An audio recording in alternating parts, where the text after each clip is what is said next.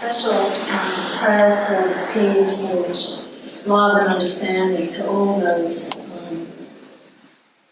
incidences, all the people that have been touched by the incidences of unrest and violence this week, or in the past, and especially this week and today, this morning.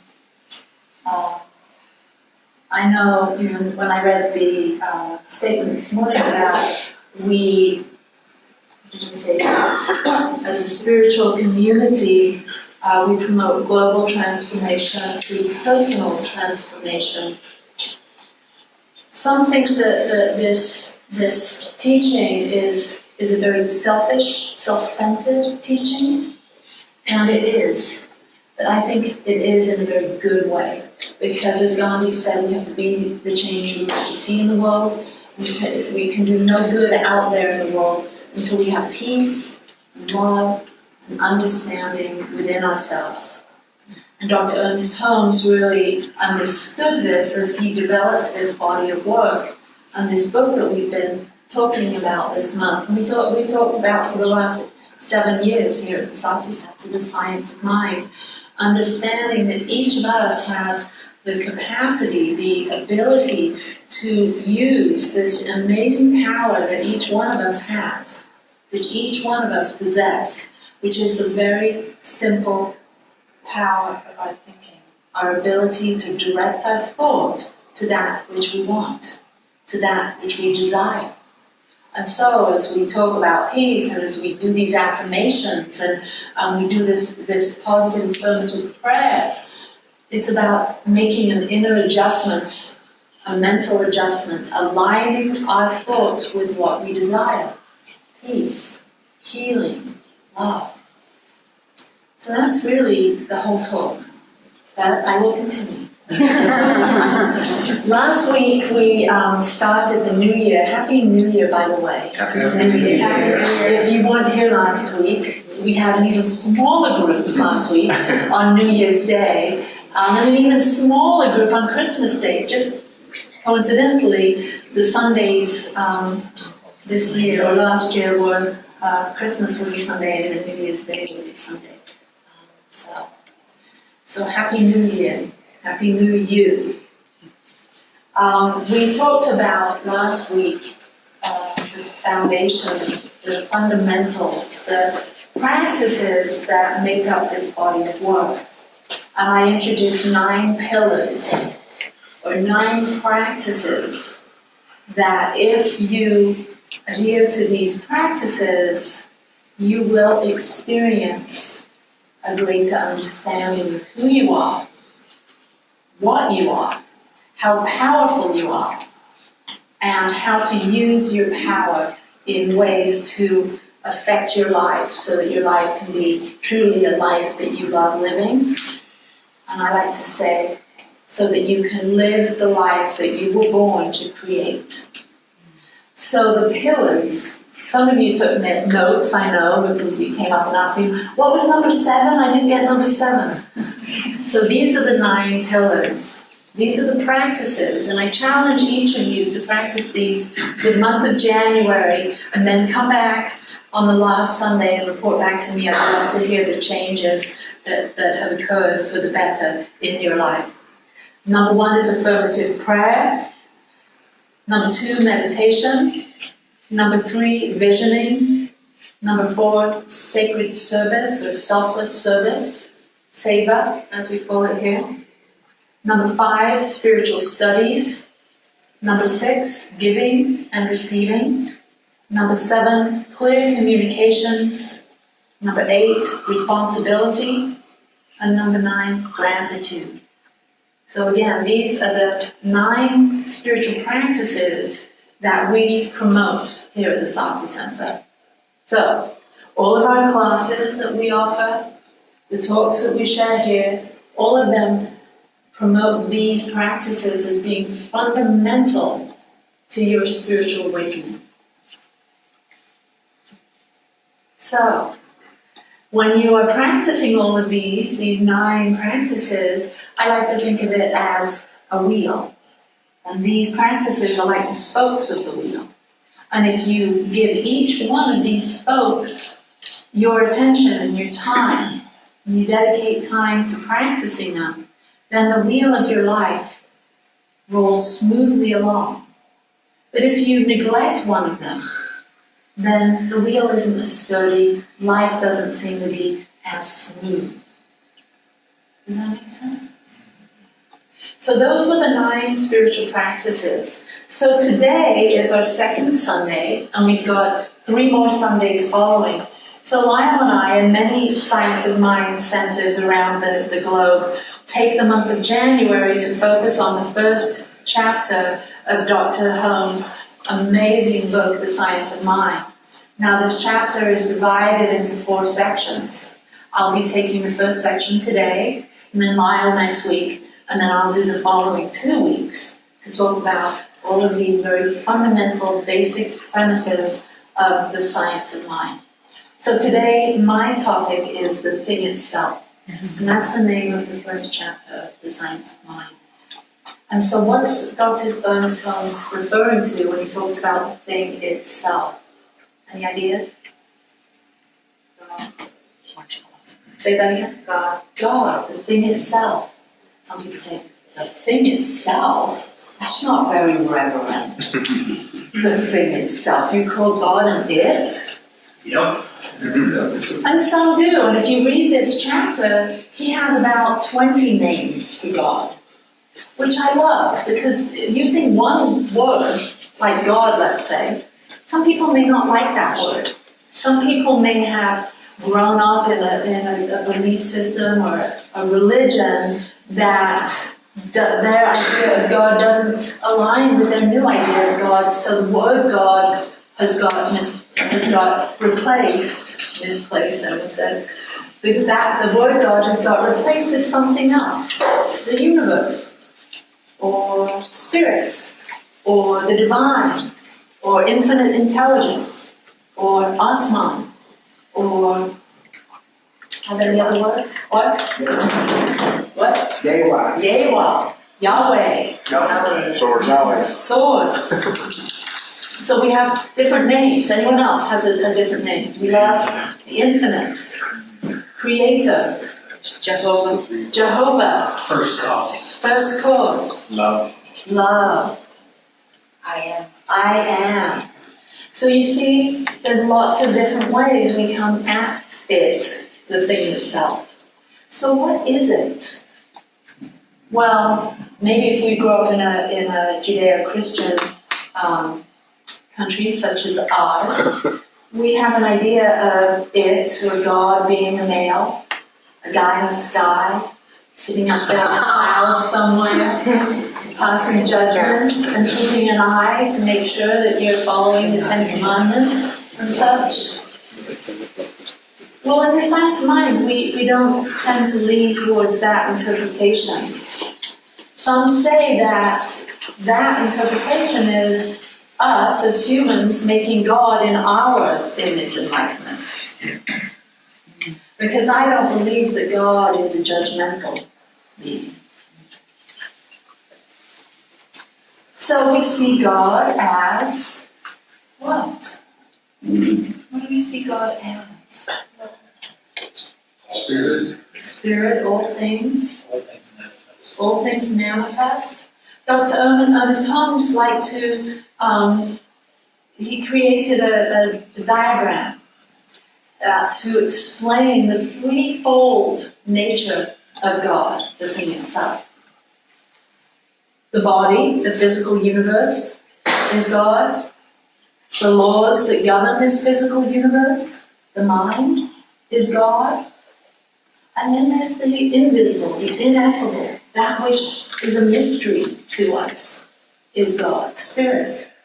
So it's threefold. It's triune in nature.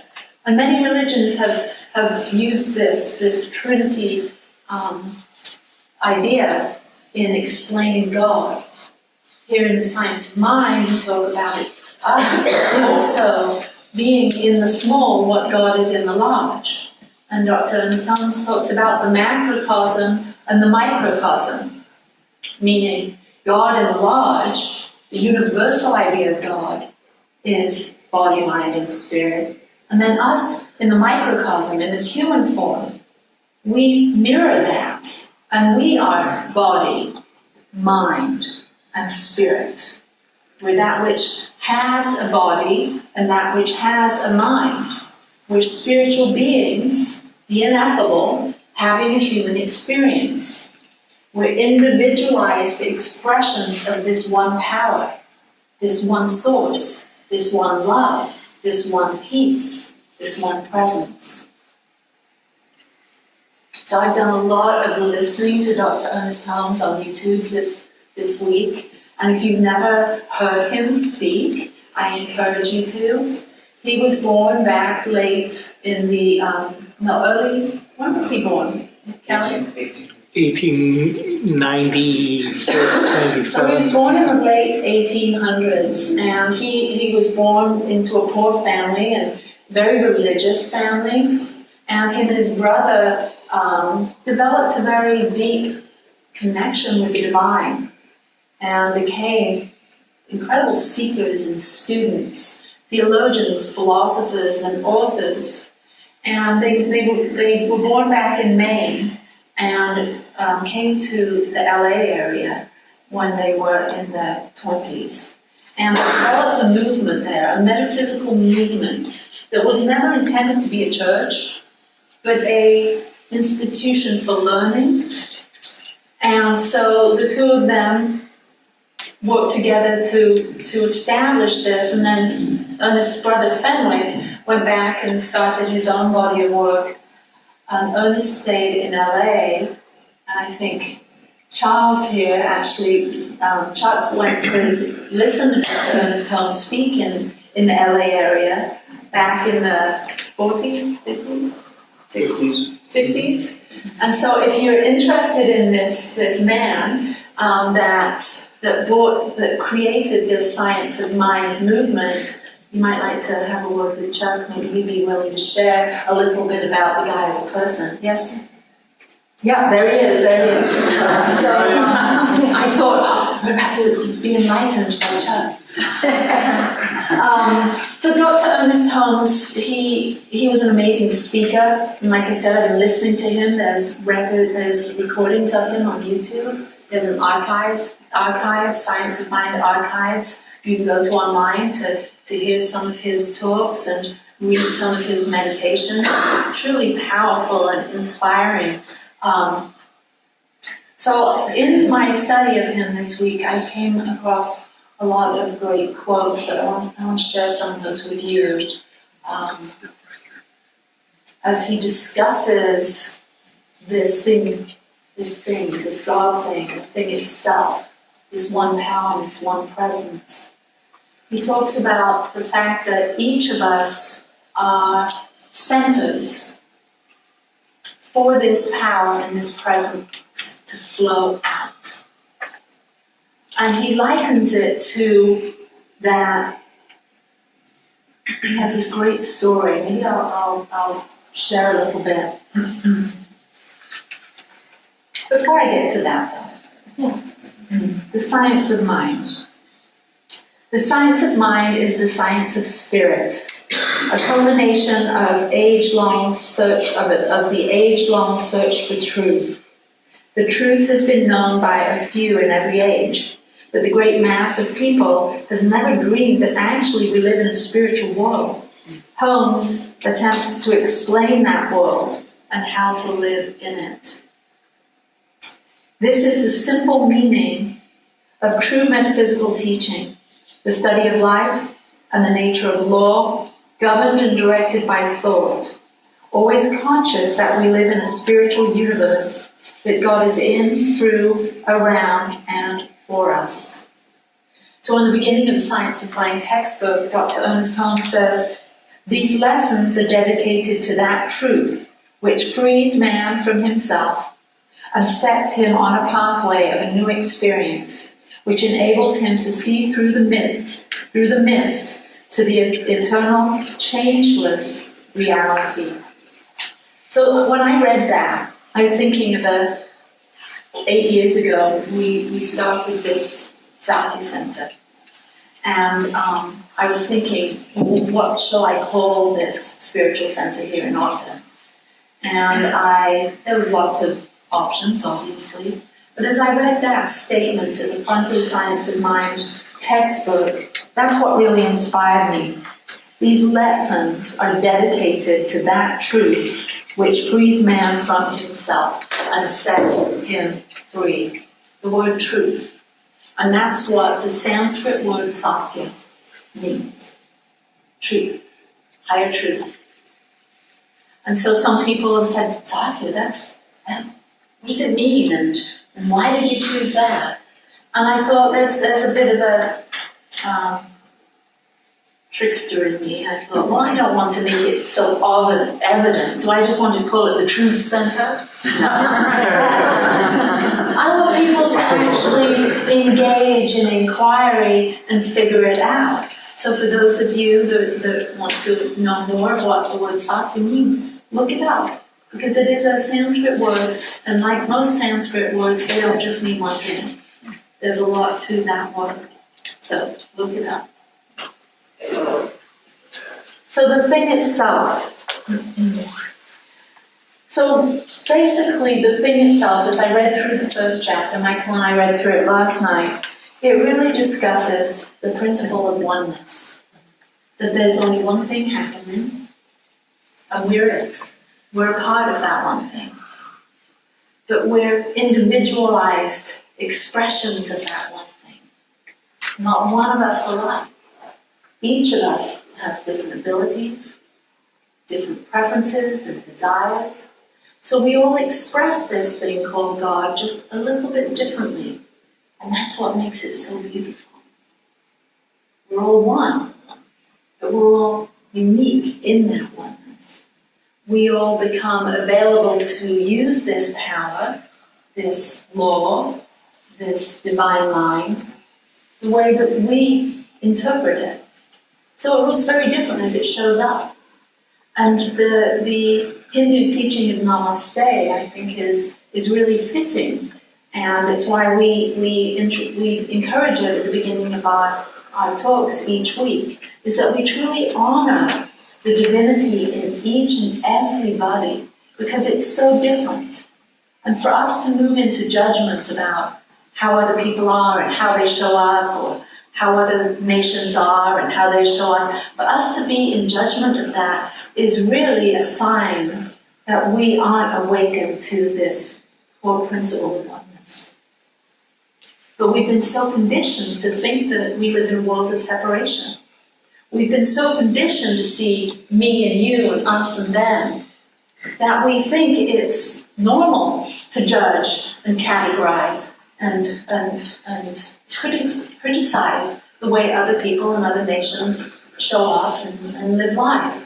But really, once you have this understanding that we're all connected, we're all using these amazing gifts that we have to the degree that we're aware of them, we see that everyone's doing their thing, everyone's on their own path, everyone has the ability to tune into truth or not, and it's not ours to judge it. And that's the tricky human side of all of this oneness principle, is not slipping into that conditioning of wanting to make the world appear as an illusion. So, what do we do with this oneness awareness? What do we do with that?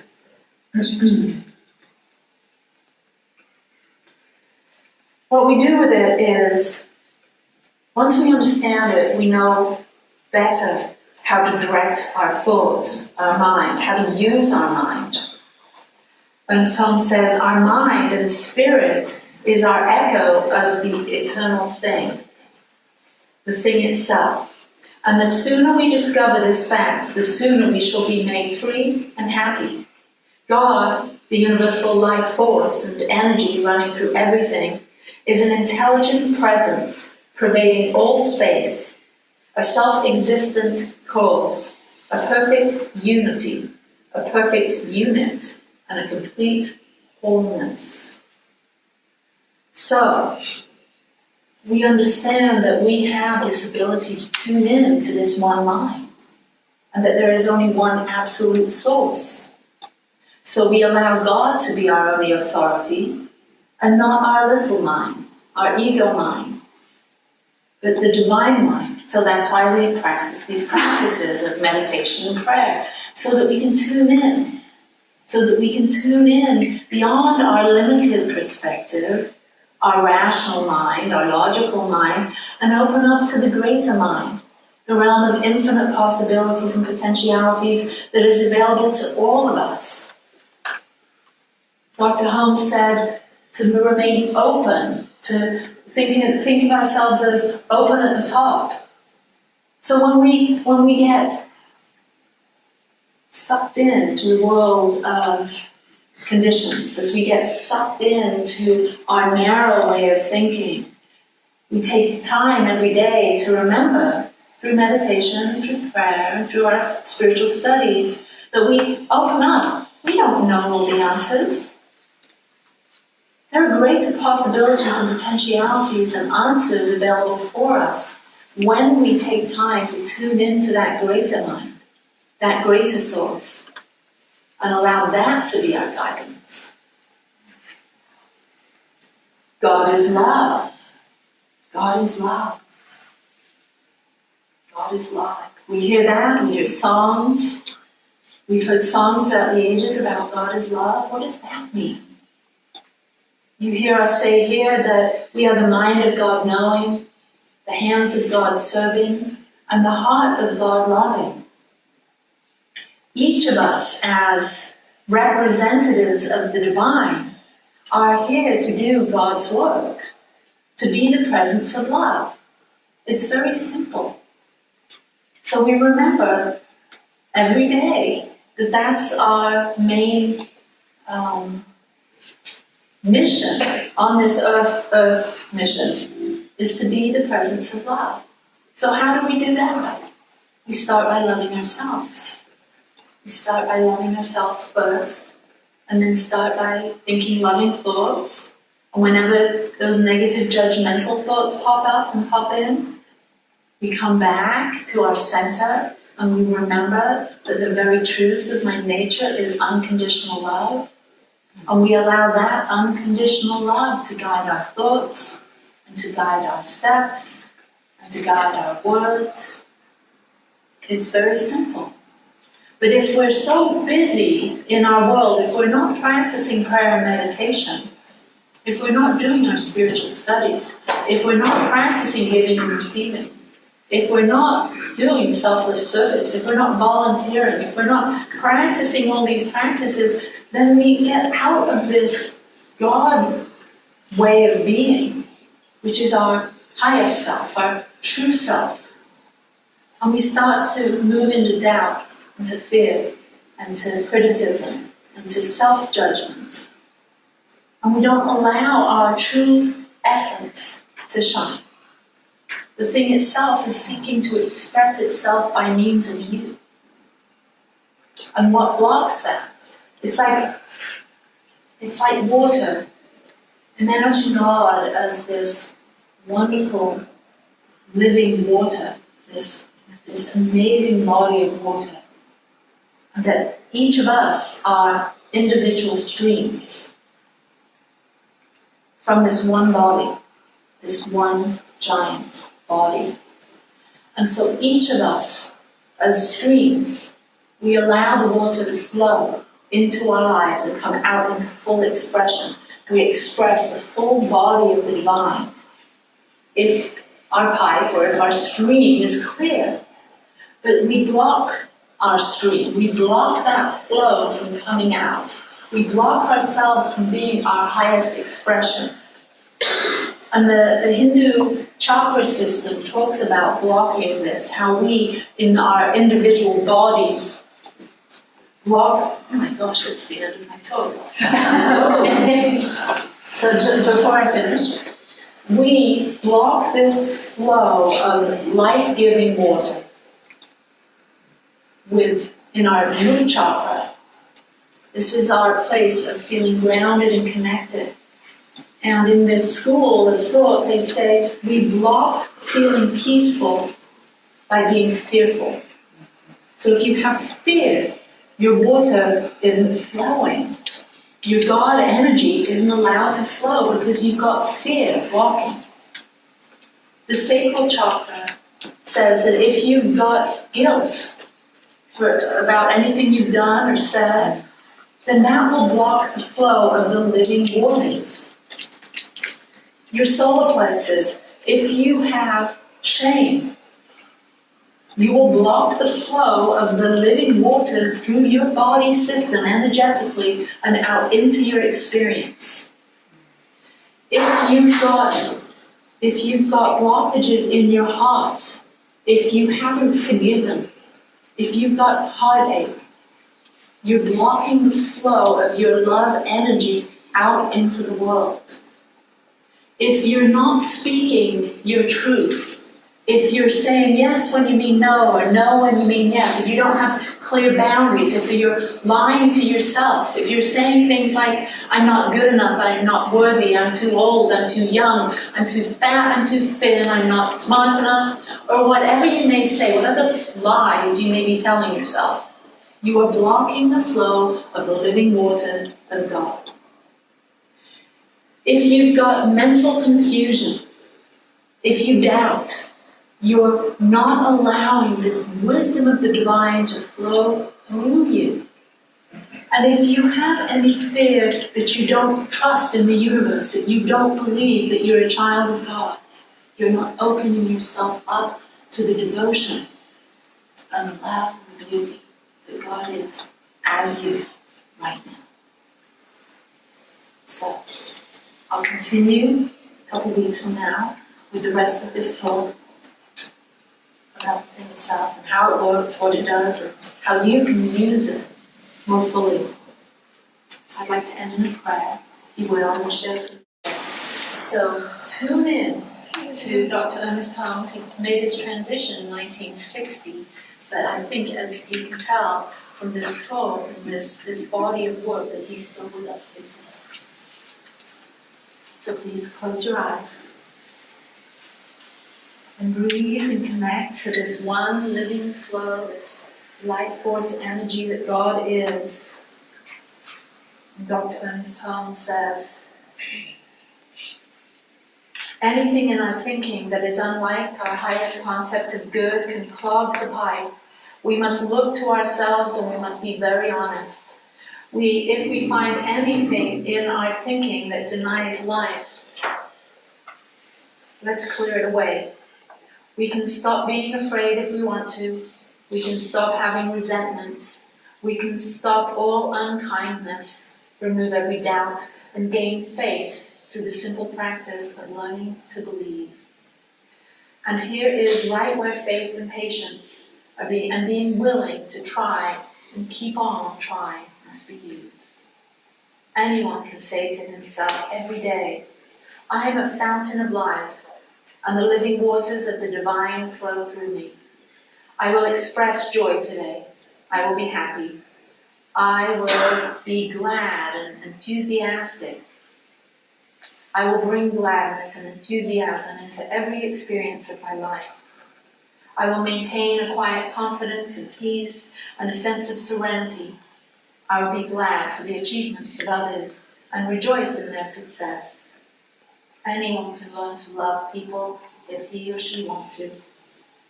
It is this kind of thinking that irrigates the dry places of life and brings laughter and joy into everything we do. We can bring health and freedom where there might have been sickness and bondage. It can bring abundance and prosperity where there might have been impoverishment. We must remember it isn't enough just to know that God is our limitless source. We must be an outlet for this limitless source. The power can flow as long as we are thinking, speaking, and acting in right alignment. Keep the flow moving through us. We must forgive if we would be forgiven, as the Master Teacher said. We must love if we would be loved. We must make others happy if we would be happy ourselves. We must give if we would receive. I am one with the infinite and perfect Spirit. the giver of all good and perfect gifts. I open my mind and my heart, and indeed my body, to the inflow of this divine presence. I know that this living presence is in every cell of my body and every function of my being. I now accept this divine presence as my health of body, here and now. I accept that it is that which looses me from all that is unlike the perfect expression of life.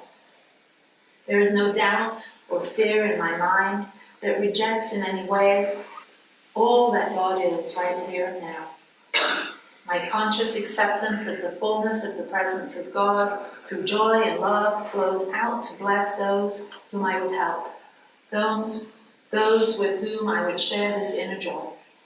And I decree that whomsoever I will bring into the scope of my thought is now blessed and healed through the presence of God and good which is within me. The radiance of joy in my own heart is that which brings happiness into the lives of those about me.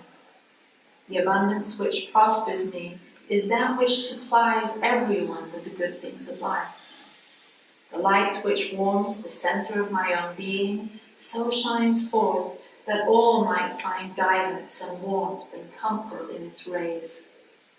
This light is the light that lights every being that comes into the world.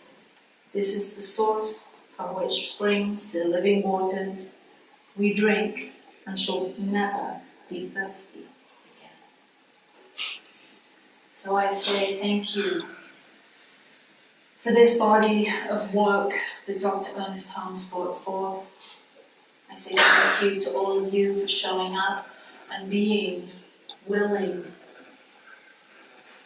conduits for this divine living water to flow into you and out as your life.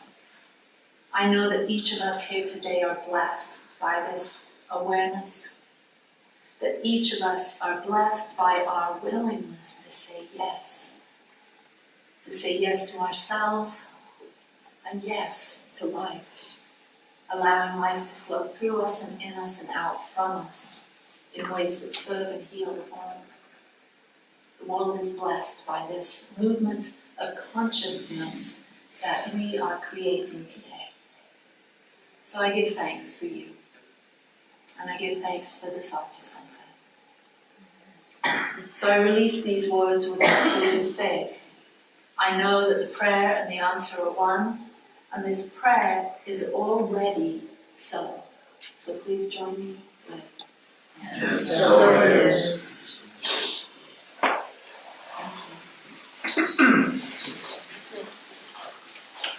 So this is a time of our gifts and offerings.